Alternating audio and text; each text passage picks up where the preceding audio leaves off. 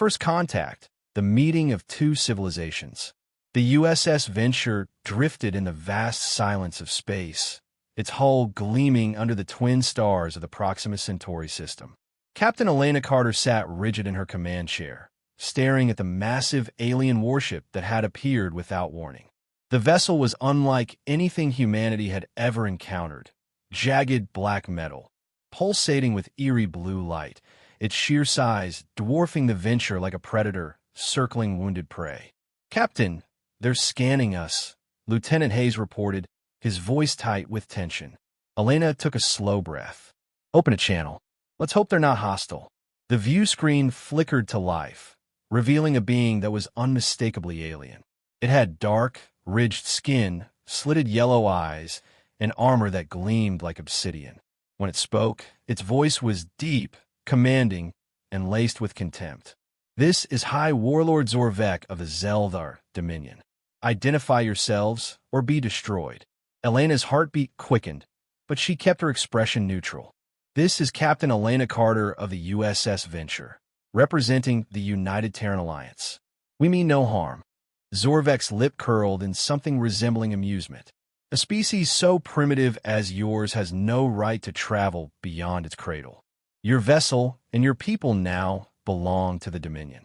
Surrender." The bridge fell silent. The ultimatum was clear. Elena's mind raced. The Zeldar had technology beyond anything humanity had encountered.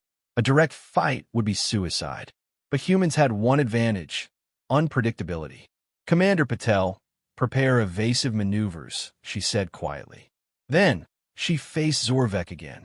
"I'm afraid surrender isn't in our nature." Zorvek's eyes narrowed. "Then you will die." The transmission cut off. A moment later, alarms blared as the Zeldar ship powered its weapons. "Incoming energy surge." Hayes shouted. "Deploy countermeasures." Elena barked. "Fire thrusters now." The Venture lurched violently as Patel executed a sharp evasive maneuver, barely dodging a blast of crimson energy that seared past them. The ship trembled as smaller explosions rippled along its hull, glancing hits from the alien assault. "Shields at 40%, shouted Ensign Walker. Elena gritted her teeth. They wouldn't last long, but they didn't need to win, just escape. "Launch a decoy probe, set it to emit our energy signature, and make it look like we were destroyed," she ordered. "Then bring us around the planet's magnetic field and prepare for an emergency warp jump." The probe shot out, detonating in a burst of artificial wreckage. The Zeldar ship paused, scanning for survivors. That hesitation was all the Venture needed. "Now, Patel." The ship roared into motion, slingshotting around the planet and vanishing into the depths of space. Silence filled the bridge. They had survived, barely. But the message was clear. The Zeldar had found them, and they would be coming. War, the strength of humanity. The war began with fire. Earth's outer colonies, Europa, Titan, and Mars, fell under relentless bombardment as the Zeldar Dominion descended upon humanity like an unstoppable tide. The first attacks were swift and brutal, their superior warships cutting through Earth's meager defenses with ease. Millions perished in the opening days, and the United Terran Alliance, UTA, faced a grim reality. They were hopelessly outmatched. Yet, surrender never came. The Battle of Titan. General Marcus Reeves stood in the frozen ruins of Titan's primary colony, watching the skies burn. The Zeldar assault ships hovered ominously above, scanning for survivors. They believed the battle was already won. They were wrong. "Signal the squads," Reeves said into his communicator. "We hit them now." Across the shattered landscape, hidden human strike teams activated their traps. Explosives hastily buried beneath the ice erupted beneath the alien war machines, sending their sleek black hulls crashing down in flames. From underground tunnels, human soldiers surged forward, armed with stolen Zelda, plasma rifles, and crude but effective projectile weapons. The Zeldar, trained in overwhelming force but not guerrilla warfare, faltered. For the first time in centuries, an enemy fought back in ways they hadn't anticipated. One Zeldar officer snarled as he fired wildly into the smoke. "These humans are like vermin. They refuse to die." Reeves smirked as he squeezed his trigger, dropping the alien with a single shot. You're damn right we don't. The turning point. As the weeks dragged on, humanity refused to break. The Zeldar, accustomed to swift conquests, grew frustrated. They had never faced an enemy that adapted so quickly. On Earth, scientists worked feverishly, reverse engineering captured Zeldar technology.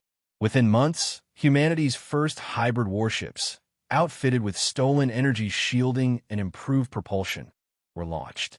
They weren't superior to the Dominion's fleets, but now, they weren't defenseless either.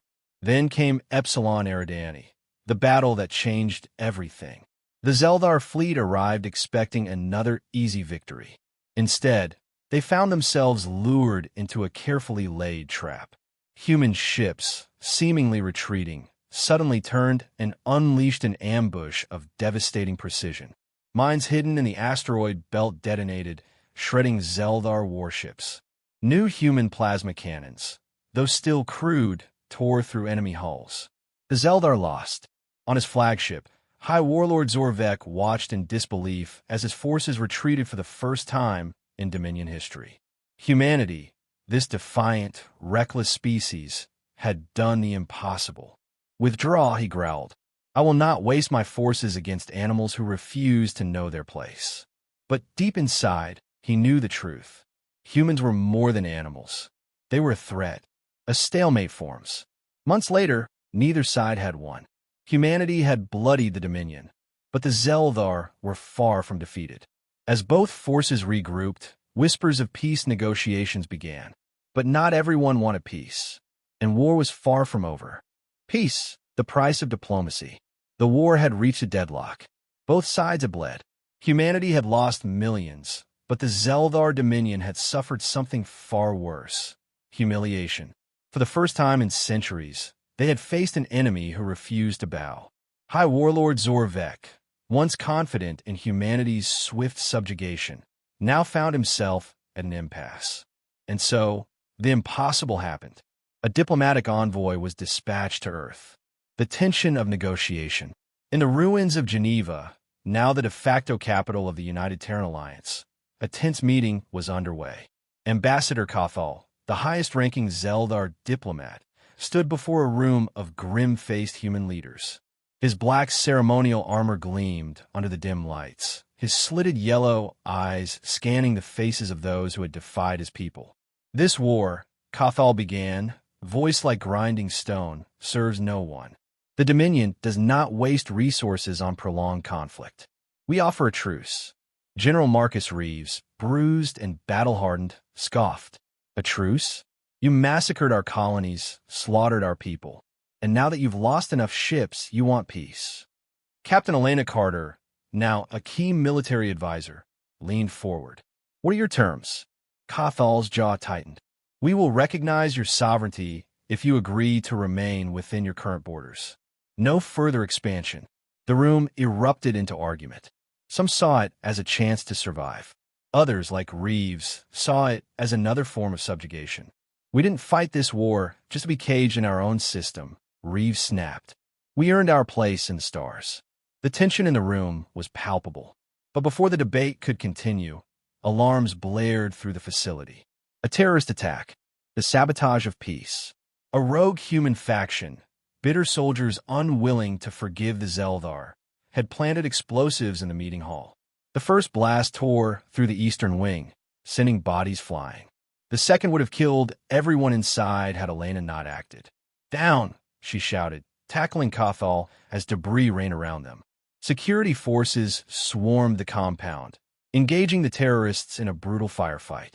By the time the dust settled, dozens were dead, including several Zeldar diplomats. Cathal himself had survived, but his expression was unreadable. This is how you treat peace? He asked coldly. Elena stood, heart pounding. That wasn't us. It was extremists who don't speak for Earth. Cathal studied her for a long moment before exhaling sharply. Perhaps we are not so different then. The Dominion has those who also wish for endless war. The true threat. Unbeknownst to both sides, a far greater danger loomed. On a distant Zeldar outpost, General Varquan, an extremist warlord, gathered his fleet. He had no intention of allowing peace. His forces moved in the darkness, preparing for a final, devastating attack on Earth. And this time, he would make sure there were no survivors. Fate of two worlds, a new era begins. A final betrayal. The peace talks had barely begun when the Dominion's most dangerous warlord, General Varquan, made his move. From the depths of space, a rogue Zeldar fleet, loyal only to him, bypassed the front lines and set a direct course for Earth. His mission was clear: obliterate humanity before the Dominion could sign a treaty with them. "We should have wiped them out when we had the chance," Varquan growled, his claws tightening around the armrest of his war throne. "Zorvek has grown weak. I will finish what he failed to do." On Earth, Captain Elena Carter and General Marcus Reeves received the chilling transmission.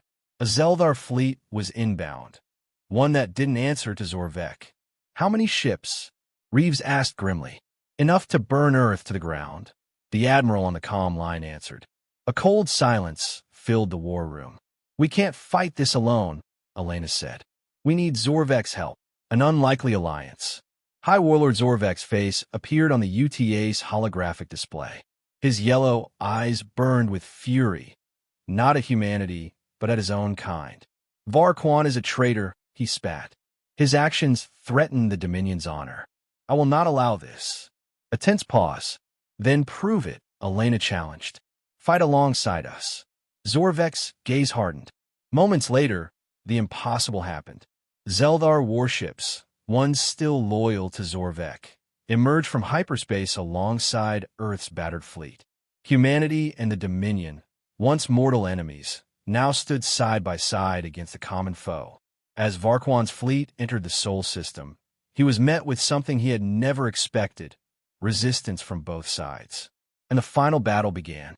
The battle for Earth. The skies above Earth erupted in chaos. Beams of plasma and railgun fire crisscrossed the void as human and Zeldar ships wove through the carnage, fighting together.